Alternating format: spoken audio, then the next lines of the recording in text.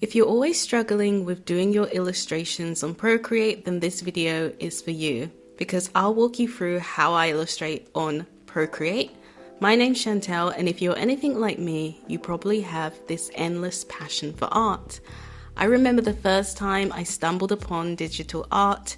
It was like a whole new world and exciting but intimidating. Procreate became my go-to tool, and over the years I've learned a few tricks to help me bring my ideas to life. I'm excited to share with you what I've learned and hopefully make this ride a bit smoother for you. I've always had a love for drawing with traditional mediums like pencil, paper, markers, you name it. I loved doing traditional art.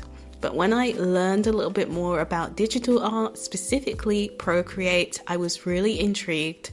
And I remember downloading the app, opening up a blank canvas and feeling completely excited, but also completely clueless. Sound familiar? I kept wondering, how do layers work? Or why do I need so many brushes? But just like any new skill, it gets easier with practice.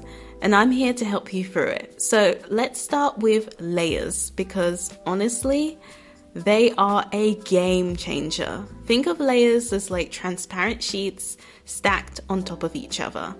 Each sheet or layer holds a part of your drawing. And the magic is you can work on one layer without messing up what's on the other. When I first started using Procreate, I'd do everything all on one layer. I know, yikes, that was a mess. And it wasn't long before I realized the chaos that it created. If you want to change something small, you have to undo or erase large chunks of your work, which is frustrating and time consuming. But when I fully embraced layers, everything clicked. Work in stages and layers. This will help you. And I always work in stages because when I draw, I start with rough sketches on one layer, then I refine the sketches on another, and then I move on to coloring and shading on separate layers. This structure helps you stay organized and gives you the flexibility to make your changes without ruining your whole piece. Seriously, layers are your best friend in digital art. Now, I know that we've covered layers now. Let's talk about clipping masks. When I first discovered clipping masks, I felt like I'd unlocked a secret power in Procreate. It's one of those things that once you get the hang of it, you wonder how you ever lived without it. So what is a clipping mask? Imagine you've got a base layer. Let's say the color of your character's shirt. Now, let's say that you want to add shadows or patterns, but you don't want to worry about coloring outside the lines. Enter the clipping mask. By creating a new layer on top of your base and turning it into a clipping mask, you're essentially saying, only let me paint within the bounds of the layer underneath.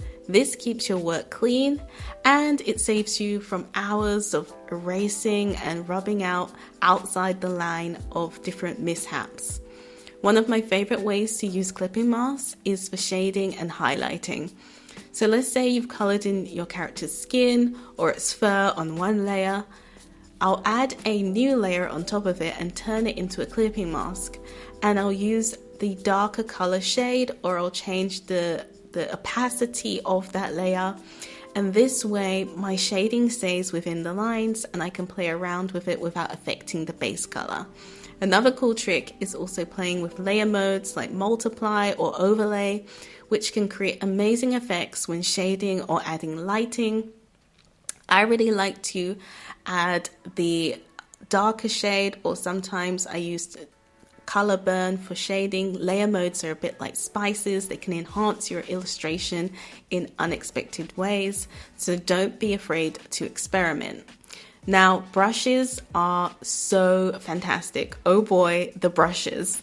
When I first started, I felt overwhelmed by the sheer number of brushes in Procreate, but now I'm obsessed with collecting them.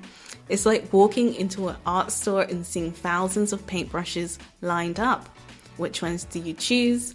I've tried a lot of brushes, and honestly, I found that less is more. It's tempting to download every single brush pack you find, but in the end, having a few go-to brushes that you're comfortable with can make all the difference. Start simple. For beginners, I recommend sticking to the basics at first. I really like to use the 6B pencil. I also like the monoline brush under the calligraphy section. Procreate has some really amazing default brushes for sketching, and also the round brush for coloring. These can really help you get the feel of the program without overwhelming you with options.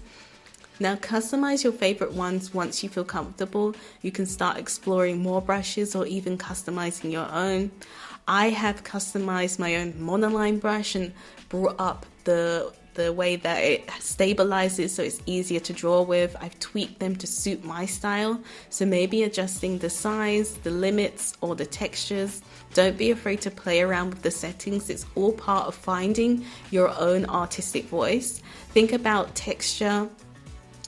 One of the biggest advantages of digital art is how you can easily experiment with textures. When I draw, I think about texture a lot, whether it's making it look soft or whether it's giving it that sketchier look.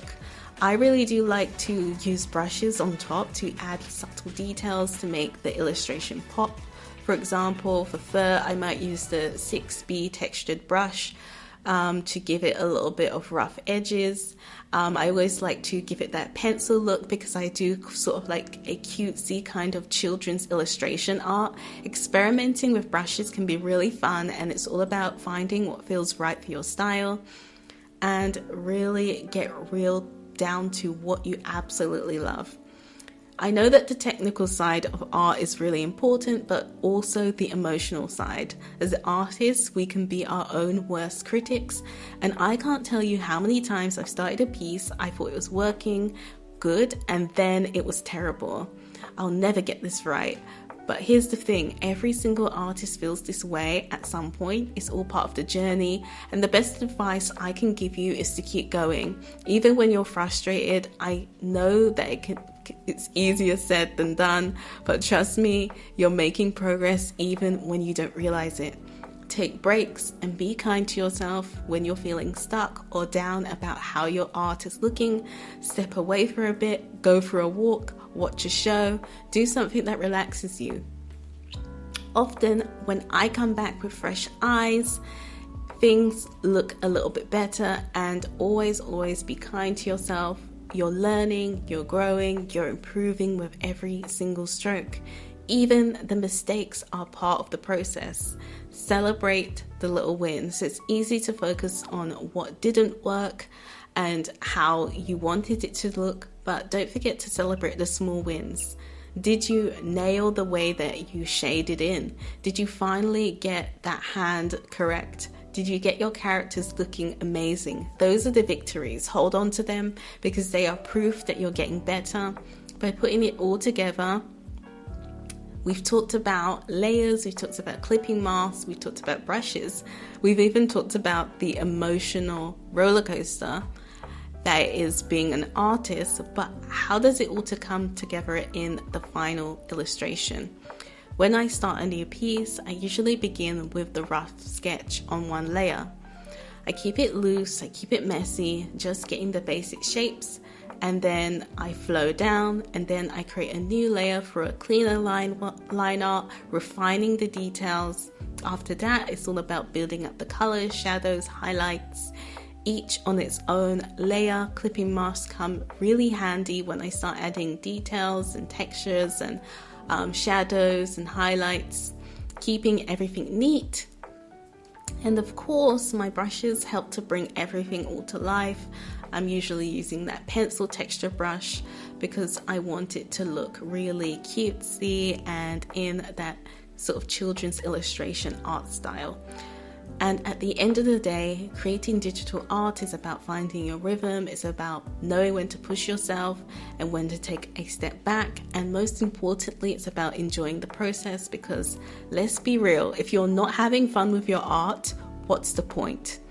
Now, you know how to create illustrations on Procreate, but you may not know how to color traditionally with colored pencils. If that's you, watch this video where I show you how to improve your coloring with this simple trick.